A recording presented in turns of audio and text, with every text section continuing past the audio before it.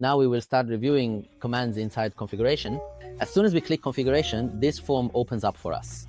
The first thing is the diameter for each rebar, or the rebar row of the rebars that have been placed. How much do you want their diameter value to be? For example, here we had said 10. So all the rebars that we have placed here will have their diameter value set to 10. No, I want it 12. No, I want it 16. Whatever value you start with, the rebars you place will take diameter value. Okay, let's work with 16. There's no problem at all. Bending diameter rule, it immediately starts calculating by making use of its internal formulas and algorithms. It includes rebar diameter value and yield. It gives me bending diameter value for the rebar I'm working with. Of course, we have Egyptian, American, Canadian, and British standards. So we find that every time we change this number, bending diameter value below is calculated internally and then displayed here. It calculates it for me and writes it out. Accordingly, the rebar bend gradually changes as we continue to observe it over time. Finally, here we have the custom option available for us to use. When we select it, bending diameter value opens up for me, and I can enter whatever value I need, say 100, for example, or anything else, so my curvature value increases, or maybe 20, whatever I want to enter. So as a result, we find that my curvature value becomes noticeably narrower. Okay, let's go back now to Egyptian. Of course, here it's closed now, so it's been calculated inside, and this one is closed. Of course, this bending diameter won't affect any of the rebars in the middle, because all the rebars in the middle were just straight rebars. So there's no bending diameter. But it will affect the first and last rebar, the ones that have the bend or the curve. Then, as we said, far cover from below, it will be on my third point. Far cover will be on top, and the near cover distance underneath. That's for the bottom reinforcement. As for the top reinforcement, near cover will be on the top, because start point from above, far cover will be underneath. So at this point, that side start cover, this is from the starting side here, and we also have side end cover, it will be on the ending side. And of course, as we said, this will also affect the first and last rebar. So as a result, it ensures the spacing I have at the beginning at the first rebar, and it ensures the cover spacing I have at the end at the last rebar. After that, let's take a jump.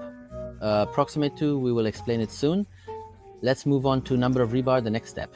When we start to look at any of these rebars, we find that its count comes in with a default value that has already been set.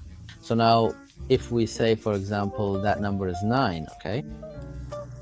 So, for example, the rebar that I'm going to place, here's the first one, and here's the second, and here's the third. I'll finish the process.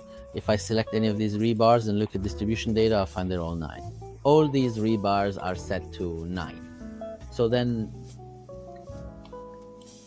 this is the number of rebar value that you enter from here. After that, overlap by rebar, or meaning I enter the overlap values from here. I can input the overlap in two ways. By distance, so I can tell it, no, I want it to be 600 millimeters. Set to 1 or 1000 mm. And of course, we can change unit from here to 1 meter for sure. Or no, I want it to be 1.5 meters, whatever the case may be. So you can enter your overlap value. That's the ratio value of its rebar diameter from. So that's 1.5 times 10. In millimeters, that would be 1,500 divided by 10. That gives me 150. And so I can enter this value, which is overlap by rebar diameter.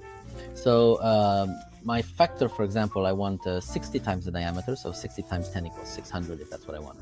Or maybe I want 70 times the diameter, or whatever value the consultant gives you. So you can enter your factor value, multiply diameter, and it will give overlap distance. Of course, the overlap is length that occurs between each rebar and the next.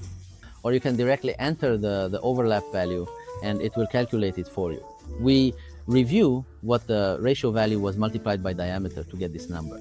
Naturally, if the diameter value changes, all these numbers will start to change as well. We find that bending diameter change. Here we see that the distance value has changed. If I change this value to say 1000 now, we'll find it's 1000 divided by 12, which is 83.3. So this ratio is what you need to multiply for you, and so on. So it keeps working back and forth, whether this ratio or distance, and whenever the numbers or your diameter change, the more these numbers start to interact with you and begin to change in order to fulfill the condition you set.